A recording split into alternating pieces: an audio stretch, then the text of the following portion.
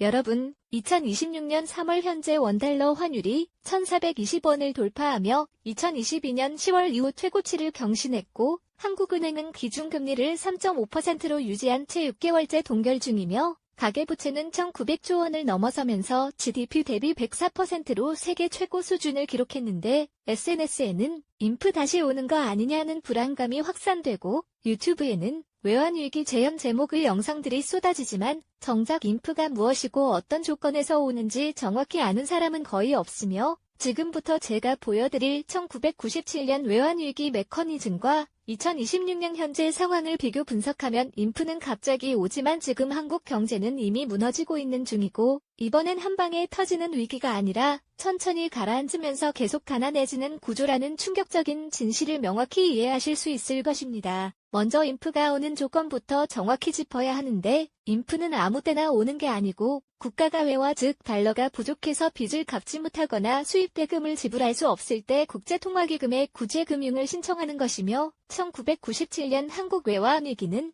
4가지 조건이 동시에 충족되면서 발생했습니다. 첫째는 외환 보유액 부족인데, 1997년 10월 한국의 외환 보유액은 304억 달러였지만 단기 외채 즉 1년 내 갚아야 할 달러 빚은 650억 달러로 외환 보유액의 2.1배였고, 이는 빚을 갚을 돈이 절대적으로 부족하다는 의미이며, 11월 들어 외국 은행들이 한국 기업과 은행에 빌려준 돈을 일제히 회수하기 시작하면서 외환 보유액이 급감해 12월 3일에는 39억 달러까지 떨어졌고, 이대로 가면 일주일 안에 국가 부도 즉 디폴트가 발생할 상황이었습니다. 넷째는 금융시스템 붕괴 위기인데, 은행들의 기업 부도로 부실채권이 급증하면서 자본금이 잠식되고 예금자들이 불안해서 예금을 대량 인출하는 뱅크런이 발생했으며, 1997년 12월 초 서울 시내 주요 은행 앞에는 예금 찾으려는 시민들이 수백 미터 줄을 서는 진풍경이 벌어졌고, 은행이 문을 닫으면 기업은 운영 자금을 구할 수 없어 멀쩡한 회사도 흑자 도산하며 금융시스템 전체가 마비될 위기였습니다.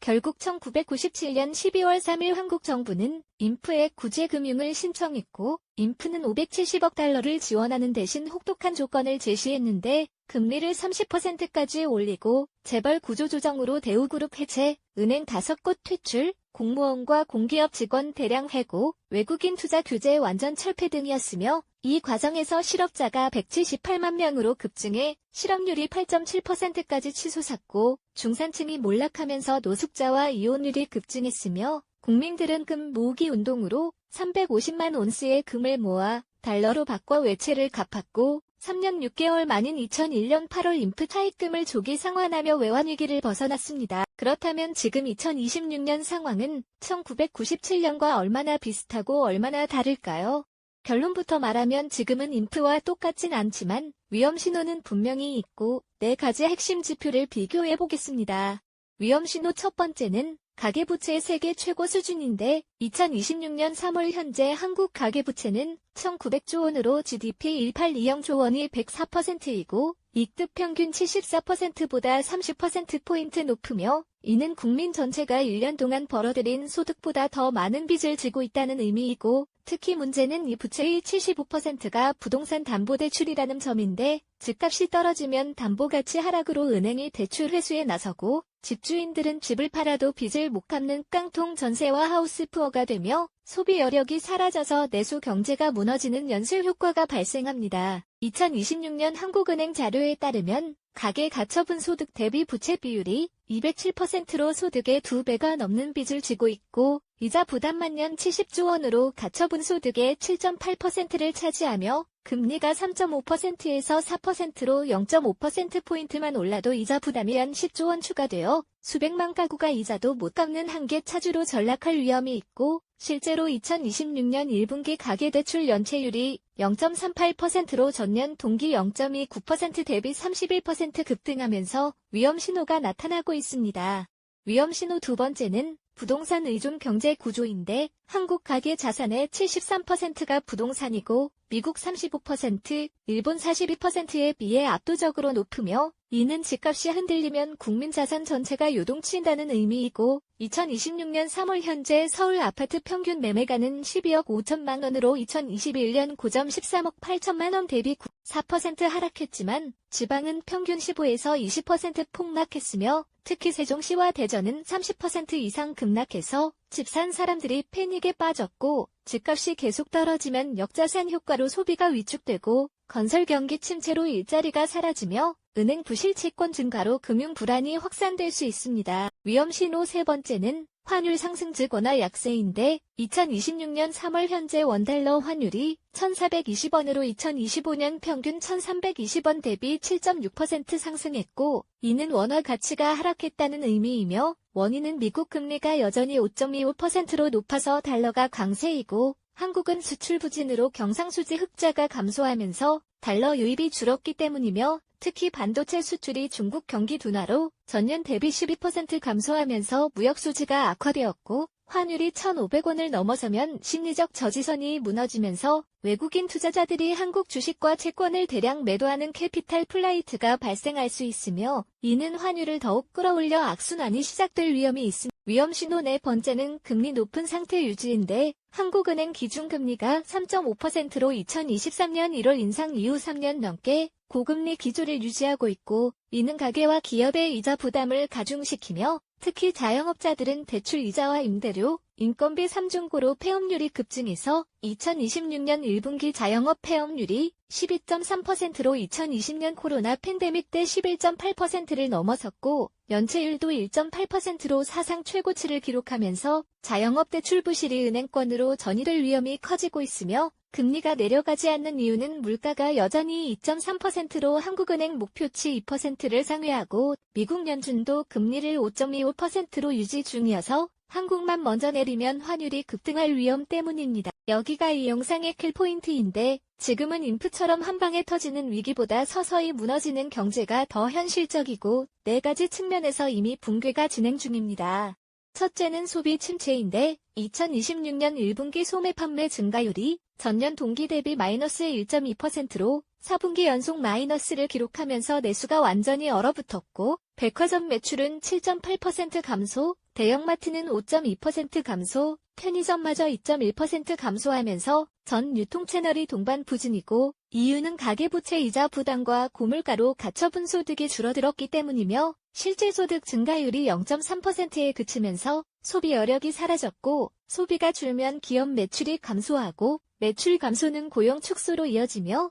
고용 축소는 다시 소비 감소를 부르는 악순환이 시작되고 있습니다. 둘째는 자산 양극화 심화인데 2026년 통계청 자료에 따르면 상위 10% 가구의 순자산은 평균 12억 8천만 원으로 전년 대비 8.2% 증가한 반면 하위 10%는 평균 마이너스 3,200만 원 즉 빚이 자산보다 많은 상태이고 중산층도 순자산이 4억 2천만 원에서 3억 9천만 원으로 7.1% 감소하면서 양극화가 급속히 진행되며 부자는 주식과 부동산으로 자산을 불리지만 서민은 빚과 고물가에 짓눌려 점점 가난해지는 구조이고 이는 사회 불안과 계층 갈등으로 이어져 정치적 불안정까지 초래할 수 있습니다. 셋째는 저출산과 고령화 가속인데 2026년 합계 출산율이 0.68명으로 또다시 역대 최저치를 경신했고 반면 65세 이상 고령 인구는 1,050만 명으로 전체 인구의 20.8%를 차지하면서 초고령 사회가 고착화되고 생산 가능 인구는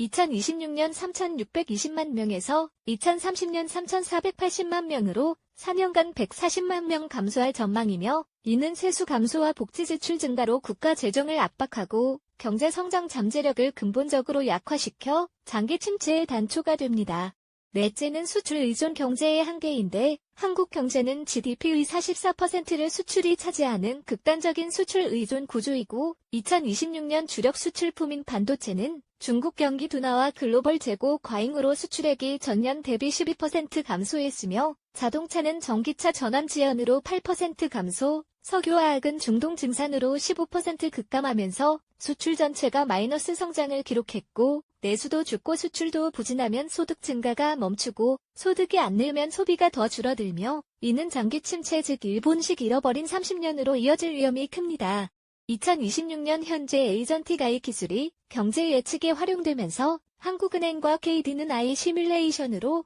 향후 10년 경제 시나리오를 분석했는데 현재 추세가 지속되면 2030년 잠재 성장률이 2.2%로 떨어지고 2035년에는 0.8%까지 하락하며 1인당 GDP는 2026년 4만 달러에서 2035년 4만 2천 달러로 9년간 2천 달러밖에 안 늘어나 사실상 정체 상태가 되고 반면 가계부채는 2,500조 원을 넘어서면서 GDP 대비 120%로 일본 버블 붕괴 직전 수준에 도달하며 이는 인프처럼 한 번에 터지는 위기가 아니라 천천히 가라앉으면서 국민 모두가 점점 가난해지는 구조임을 아이가 정확히 예측했습니다. 그렇다면 개인은 어떻게 대응해야 할까요? 첫째, 빚을 최대한 줄여야 하는데 고금리 시대의 빚은 독이고 특히 변동금리 대출은 금리 인상 위험이 크므로 고정금리로 전환하거나 중도 상환으로 원금을 줄이며 부동산 담보대출 비중이 높으면 일부 매각해서 현금을 확보하고 둘째, 달러 자산 비중을 높여야 하는데 원화 약세 리스크에 대비해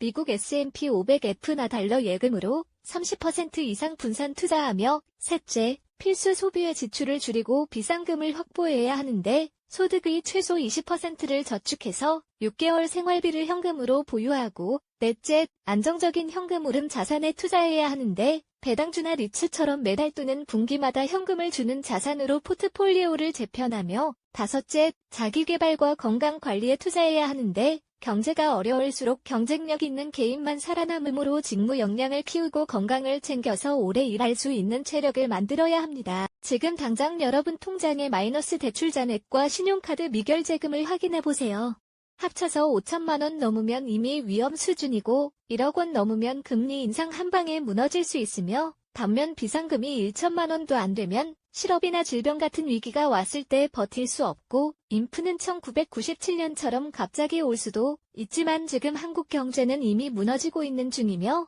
이번엔 한 방에 터지는 위기가 아니라 계속 가난해지는 구조이고 폭발이 아니라 천천히 가라앉는다는 점에서 더 무섭고 10년 후 여러분이 그때 대비했어야 했는데라고 후회하지 않으려면 오늘 당장 빚을 줄이고 달러 자산을 늘리며 비상금을 확보하고 이사와 연금저축으로 세액공제 받으면서 장기 투자를 시작하는 것, 그것이 바로 2026년 인프 재현 가능성과 장기 침체 리스크 속에서 살아남는 현명한 개인의 자세이고 망설이지 말고 지금 즉시 실행에 옮기시기 바랍니다.